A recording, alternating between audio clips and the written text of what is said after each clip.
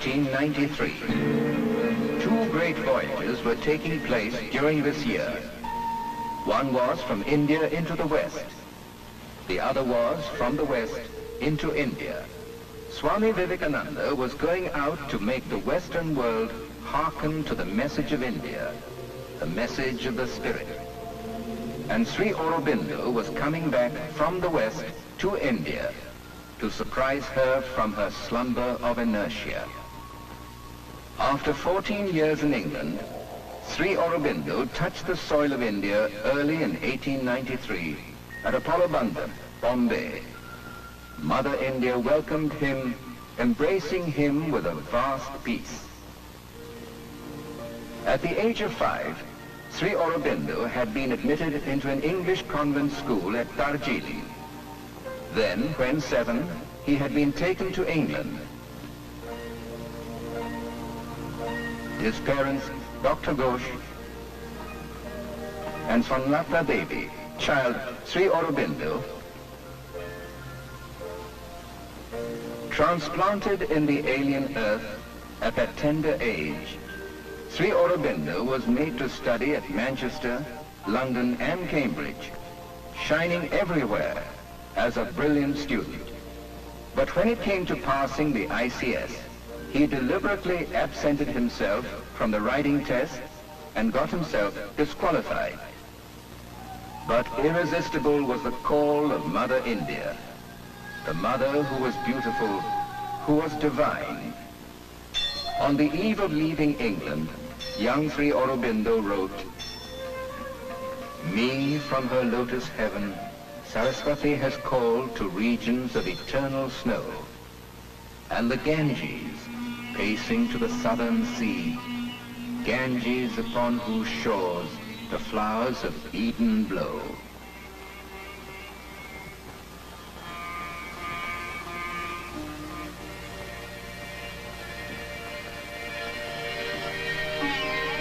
After reaching India, Sri Aurobindo straightaway went to Baroda and took up a job assigned to him by the Gaikwad, Maharaja Sayaji Rao. 13 years Sri Aurobindo spent at Baroda as a secretary to the Maharaja, then as a professor of French and English at the Maharaja's College. Later, its vice principal, and then as its acting principal.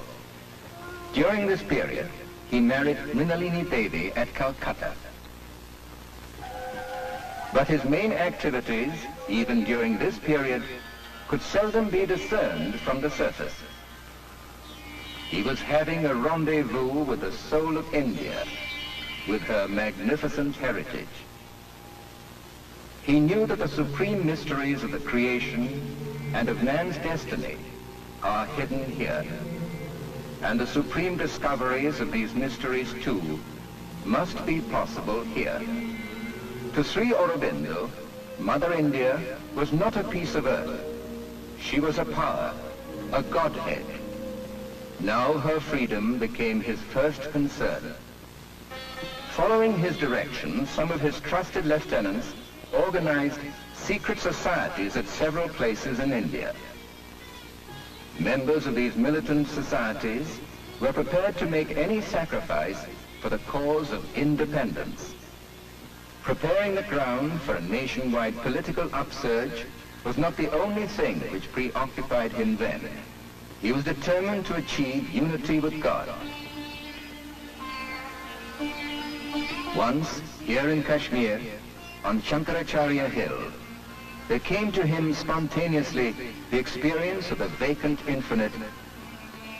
Experience after experience followed. But still his first and foremost concern was the awakening and the liberation of India. The government wanted to strike a fatal blow to the emerging spirit of nationalism in India, particularly in Bengal.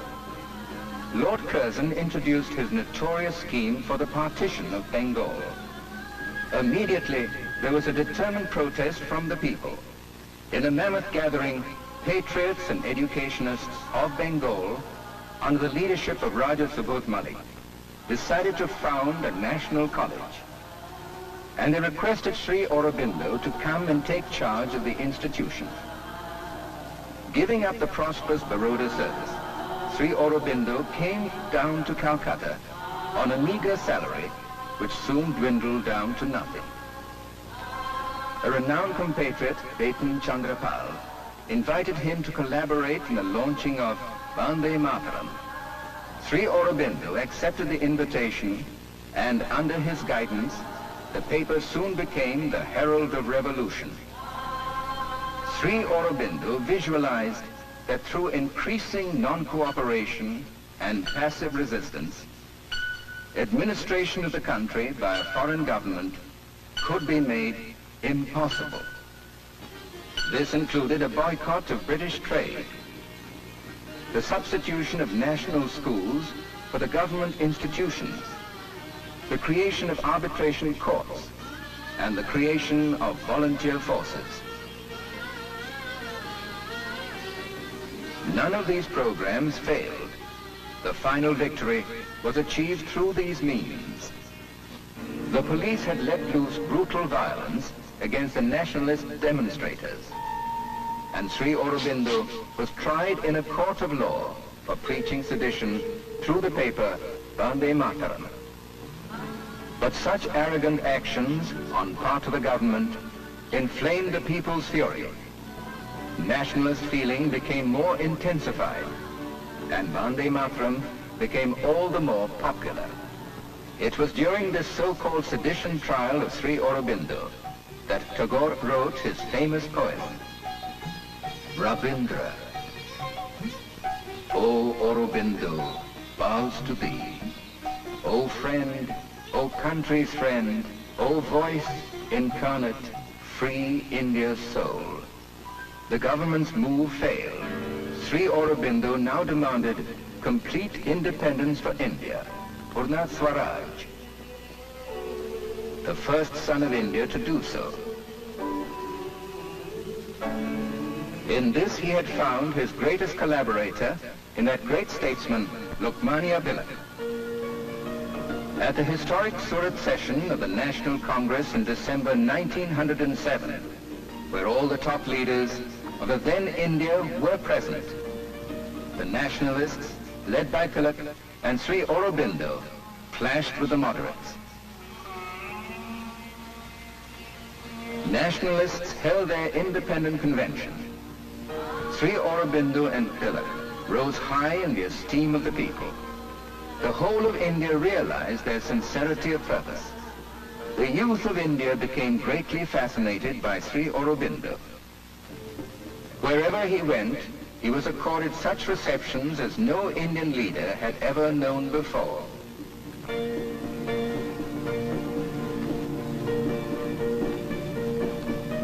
Aurobindo's genius shot up like a meteor.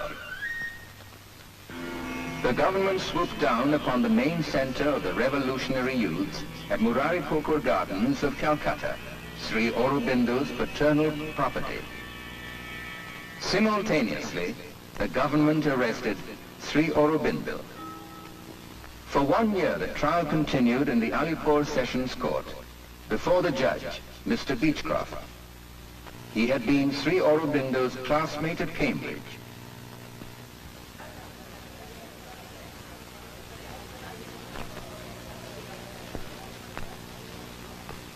Major newspapers were full of reports of the day-to-day proceedings. But while the outside world was full of sensation, Sri Aurobindo remained as detached as a remote star. The remote star.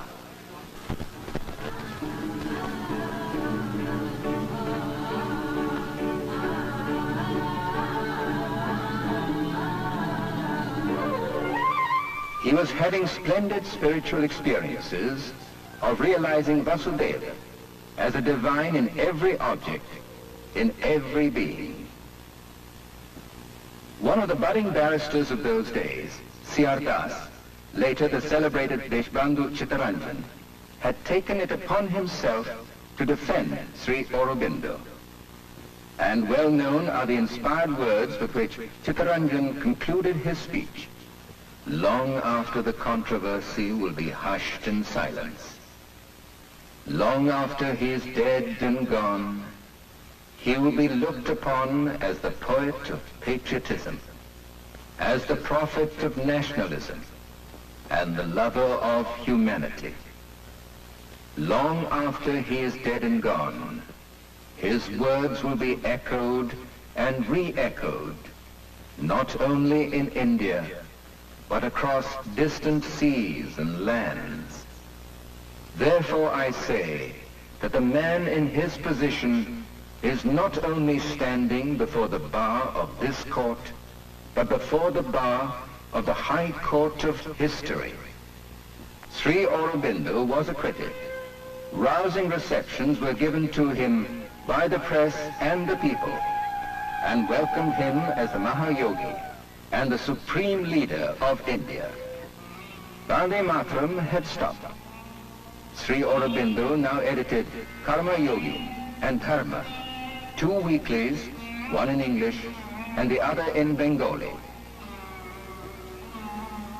His popularity continued to cause discomfort among the rulers of India. Sister Nivedita, among many other anxious well-wishers, requested Sri Aurobindo to leave India. But Sri Aurobindo would not. But one day, all of a sudden, Sri Aurobindo heard the voice on which he had now come to depend. Go to Chandranagar.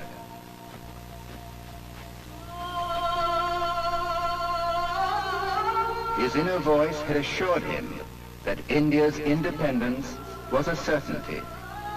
He must go now to fresh fields and pastures new. And it was on his birthday that India achieved independence on the 15th August 1947. At Chandranagar, Sri Aurobindo received the guidance to proceed to the French colony of Pondicherry. Now he must dedicate himself to explore the uncharted horizons of man's destiny. Providence had chosen Pondicherry for this adventure in consciousness. Sri Aurobindo was received by his admirers at Pondicherry and was taken to the house of Shankar Chetty on the 4th of April, 1910. After Sri Aurobindo left Calcutta, the government issued a warrant against him for a so-called seditious article. Mr. Ramsay MacDonald, later the Prime Minister of Britain, who had met Sri Aurobindo at Calcutta, asserted that Sri Aurobindo had made his peace with the Eternal. Mr. Keir Hardie, founder of the Labour Party, supported Mr. MacDonald and challenged the government's wisdom in issuing a warrant against Sri Aurobindo. Sri Aurobindo, whom Romain Rolland described as the last great rishi and as the completest synthesis that has been realized to this day of the genius of Asia and the genius of Europe, was now engrossed in yoga. It was in the year 1914 that the mother, coming from France, met Sri Aurobindo for the first time. Born in France, the mother was always aware of her divine mission on earth. When she saw Sri Aurobindo on the 29th of March 1914, she instantly knew that the figure that guided her in her spiritual pursuit was his. The mother wrote after seeing Sri Aurobindo, "Him whom we saw yesterday is on earth. His presence is enough to prove that a day will come when darkness will be transformed into light." In 1914, Sri Aurobindo started Arya. Most of the master's major works were first serialized in Arya. In Savitri, the longest poem ever written in English, and regarded by a Western critic as probably the greatest epic in the English language, a perfect cosmic poem, Sri Aurobindo reveals the unfolding destiny of man. According to the Mahabharata story, Satyavan's death is defeated by Savitri's intense and pure love. One day, the advent and victory of divine love in the human life will defeat all human misery epitomized in death. The mother returned to Pondicherry in 1920 on the 24th of April. As came the mother, so gathered around her the children from all parts of the world, not ascetic sannyasis, but sadhaks of a life based on spiritual realization. The ideal being, the attainment to the life divine here, on this earth and in the earthly existence.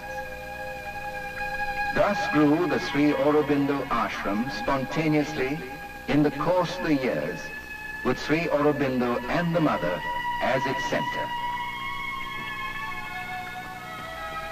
An eternal perfection is molding us into its own image of perfection.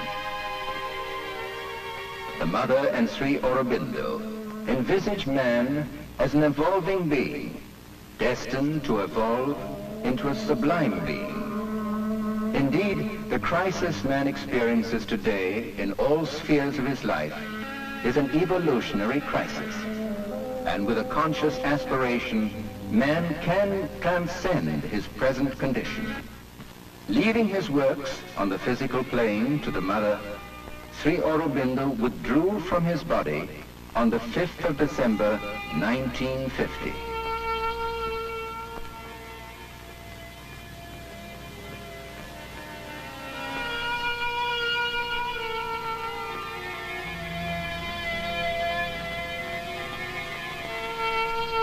For 4 days the body remained aglow with the light which he had brought down. Descending from the high mountain peak, the river, at its first fall on earth, may play violence with the earth. But for miles and miles thereafter, it makes the earth smile with flora and makes her children smile with life. Perhaps through a colossal strategic sacrifice, symbolized in giving up the body, Sri Aurobindo facilitated the flow of the supramental light into the earth that will usher in the dawn of man's new destiny. The body was laid in Samadhi on the 9th December. This is how the mother's inscription describes the significance of the master's body. To thee who has been the material envelope of our master, to thee our infinite gratitude. Before thee who has worked, struggled, suffered, hoped, endured so much, before thee who has willed all, attempted all, prepared, achieved all for us, before thee we bow down and implore that we may never forget, even for a moment, all we owe to thee. In Sri Aurobindo's vision, it is not through the rejection of matter, but through the conquest of matter by the Spirit, that the reign of heaven will come. Sri Aurobindo reveals, hitherto unrevealed, the splendors of truth. And in the words of the mother, what Sri Aurobindo represents in the world's history is not a teaching, not even a revelation. It is a decisive action, direct from the Supreme.